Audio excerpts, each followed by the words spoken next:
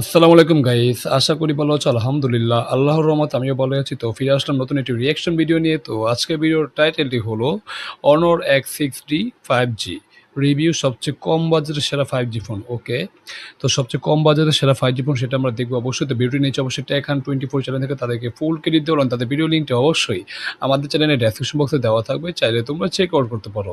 তো চলো বেশি দেরি না করে আজকের ভিডিওর কার্যক্রম শুরু করি। 1, 2, 3 বাংলাদেশ মার্কেটে অনর অফিসিয়ালি নিয়ে আসলো বেশ স্টাইলিশ একটা স্মার্টফোন ওকে, অনর X6D। ওকে। এইটা বাংলাদেশ মার্কেটে 4128 ভেরিয়েন্টে পাওয়া যাবে। আচ্ছা। দামটা বলার আগে আমার মনে হয় আগে পুরো ভিডিওটা দেখেন, তারপর না হয় আমি ডিসাইড। যদি একটু কথা বলি, তো আমরা কিন্তু এর আগে Honor X70 যেটা ওইটা নিয়ে কি রিঅ্যাকশন করেছিলাম। সম্ভবত ওটা ছিল সম্ভবত ওয়াহিদ ভাইয়ের ভিডিও, ঠিক আছে? তো ওইটাও একটা কি এন্ট্রি লেভেলের ফোন ছিল। বাট এখন আমরা এটাও দেখবো Honor X মানে 6D। তো এটা আসলে কতটা মানে কম দামের মধ্যে সবচেয়ে ভ্যালু ফর মানি সেটা এখন দেখার। তো ঠিক আছে? তো চলো ভিডিওটি প্লে করি। করেন এই ফোনটা আপনি কিনবেন নাকি। প্রথমে আমরা এটার ডিজাইন এবং বিল কোয়ালিটির কথা বলি। এই ওকে, ফোনটা বেশ কয়েকটা কালারে পাওয়া যাবে। ওশান শায়ান সম্ভবত এই কালারটা বেশি সুন্দর এবং এটার পেছনে একটা ডিফারেন্ট টেক্সচার রয়েছে। যদি ভালো করে লক করেন তাহলে ব্যাপারটা বুঝতে পারবেন। অবশ্যই মানে দেখো এটার ডিজাইনটা একদম পুরো একটা ডিফারেন্ট দেওয়া হয়েছে। ক্যামেরা শেপটা যদিও একটু পরিচিত, ঠিক আছে? মানে এরকম অ্যাভেলেবেল ক্যামেরা শেপ আমরা দেখি অবশ্যই। বাট একটা টেক্সচার দেওয়া হচ্ছে যেটা দেখতে আরো খুব সুন্দর, মানে খুবই প্রিমিয়াম লাগছে, ঠিক আছে? আর অনারের এই ফোনটা মানে কি মানে দেখে মানে পিছনের ডিজাইন দেখে মনে হচ্ছে কি এটা একটা অবশ্যই মানে এন্ট্রি লেভেলের ফোন না, মানে মনে হচ্ছে 30 থেকে 40 হাজার ফোনের যেরকম ডিজাইন কোয়ালিটি এটা কিন্তু সেরকম মনে হচ্ছে এই আরকি। তো যেটা দেখতে বেশ গুড বা বেশ ভালোই লাগছে এই আরকি। তো চলো ভিডিওটি প্লে করি। আদারওয়াইজ এর রিয়ার প্যানেল, সাইড ফ্রেম সবটাই প্লাস্টিকের, হ্যাঁ, বাট হাতে দিলে খুবই সলিড ফিল হয়, ওকে। একদমই চিপ লাগে না। নিচের দিকে অনরের ব্র্যান্ডিং আছে। এই ফোনটার ডান পাশে সাইড মাউন্টেড ফিঙ্গারপ্রিন্ট স্ক্যানারটা রাখা হয়েছে। তার আচ্ছা, উপরে আছে ভলিউম বাটন, আর উপরের দিকটায় রয়েছে সেকেন্ডারি নয়েজ ক্যান্সেলেশন মাইক্রোফোন। ফোনটার বাম পাশে সিম কার্ড ট্রে আছে, যেটা হাইব্রিড সিম স্লট, এবং নিচের দিকে 3.5 মিলিমিটার হেডফোন জ্যাক, প্রাইমারি ওকে, মাইক। মানে আমরা এন্ট্রি লেভেলের ফোনে আমরা 3.5 এর হেডফোন যেটা পাচ্ছি এটা কিন্তু আসলেই করছেন। বর্তমানে তো এটা আমরা পাই না বললেই চলে, ঠিক আছে? বাট হেডফোন যেটা কি যারা গান লাভার আছো বা যারা গেমার আছো তাদের জন্য কি এটা অনেক সময় কি দরকার হয়, যেটা কিন্তু আসলেই ভালো। তো যেটা আমরা এখন পাচ্ছি। তো চলো ভিডিওটি প্লে করি। Microphone, USB C port and speaker grill রয়েছে। তার মানে এই ফোনটায় একটি মাত্র স্পিকার পাবেন ফোনটার নিচের ও, দিকে। আইপি এখন এটার প্রাইসটা কেমন সেটা তারা এখনো মেনশন করেনি। যদিও তারা হয়তো সম্ভবত ভিডিওর শেষে বলবে যেটা একটা আসলে সমস্যা। যদি তারা ভিডিওর আগে বলতো তাহলে বুঝতে পারতাম যে এটা আসলে কতটা ভ্যালু ফর মানি, ঠিক আছে? বাট তারপরও এখানে আমরা সিঙ্গেল স্টোরেজ স্পিকার পাচ্ছি যেটা কিন্তু আসলে একটা মানে ডিসঅ্যাপয়েন্টিং ব্যাপার। কারণ এখন ডুয়াল স্টোরেজ স্পিকার কি মানে এই মানে কি এন্ট্রি লেভেলের ফোনে কি আমরা মাঝে মধ্যে দেখে থাকি, তো ওই হিসেবে দিতেই পারতো। তো দেয় নাই, এটার কিছু করার নেই। তো চলো ভিডিওটি প্লে করি। রেটিং টেটিং নাই। ডিভাইসটির ওজন 186 গ্রামের সরি, কি বললাম একটু আবার করি, ওয়েট। পাবেন ফোনটার নিচের দিকে। ওকে, আইপি রেটিং টেটিং নাই। কি বলে? ডিভাইসটির ওজন 186 গ্রামের মতো। সিরিয়াসলি ভাই আইপি রেটিং নেই, এটা কোনো কথা নাকি? মানে বর্তমানে তো ভাই এখন আইপি রেটিং নিয়ে কি অনেকটাই কম্পেয়ার হয় বা অনেকটা কি মানে কি বলে প্রতিযোগিতা হয় প্রতিটা ফোনের সাথে।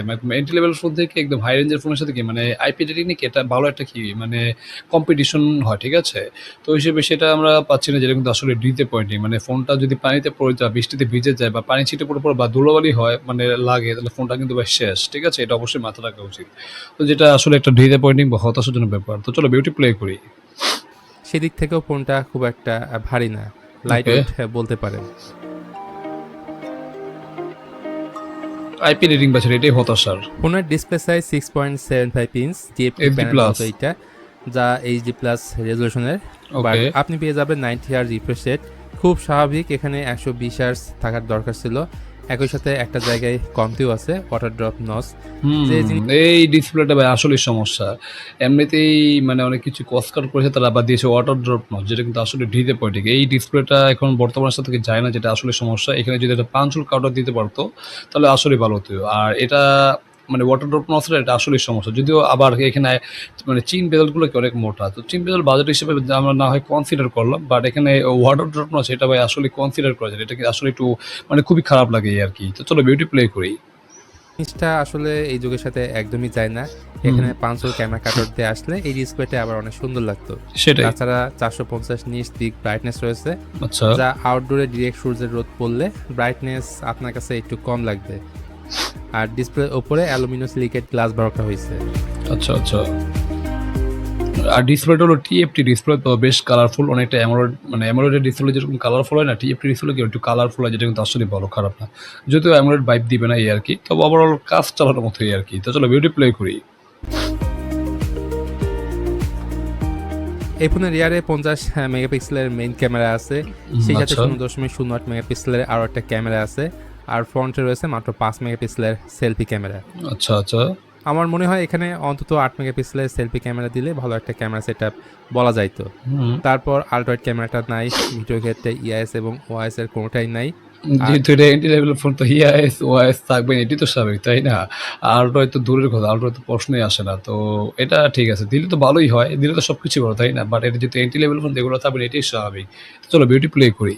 এই ফোনটার বোথ সাইডের ক্যামেরা দিয়ে ভিডিও করতে পারবেন সর্বোচ্চ ফুল এইচডি 30 এফপিএস এ। ওকে, যেটা সুতরাং আমরা আগে যাদের থেকে গেস বাজেট করেছি। 20,000 টাকার আশেপাশে এবং ক্যামেরা কি একটু বলে? ভালো চান, তারা এই ফোনটা নিয়েন না। আচ্ছা আচ্ছা। তবে এই বাজেটে খুব ভালো মানের 5G প্রসেসর দিয়েছে অনর, সেক্ষেত্রে এই ফোনটাকে আবার কনসিডার করতে পারেন, কারণ এতে আছে মিডিয়াটেক ডায়মেনসিটি 6300, ও, যা মূলত এটা আসলেই ভালো, মানে মিডিয়াটেকের ডাইমেনসিটি 6300, ঠিক আছে?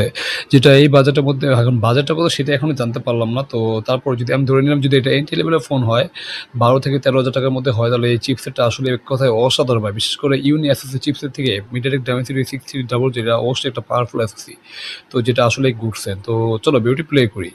6 ন্যানোমিটার থ্রেডের উপর বিল্ড করা অক্টোকোর সিপিইউ, জিপিইউ হিসেবে আছে মালি G57, আর ওকে। ফোনটার অপারেটিং সিস্টেমে রয়েছে magic OS 10 based on Android 16।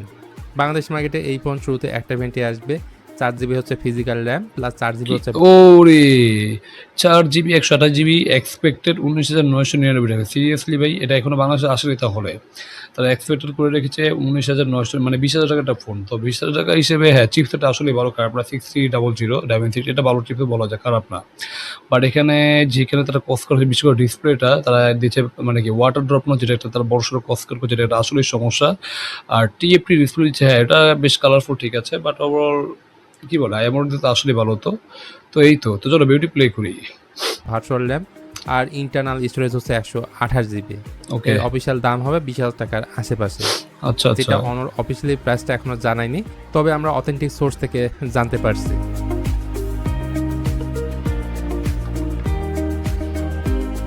তারপর বাকি থাকলো ব্যাটারি অ্যান্ড চার্জিং।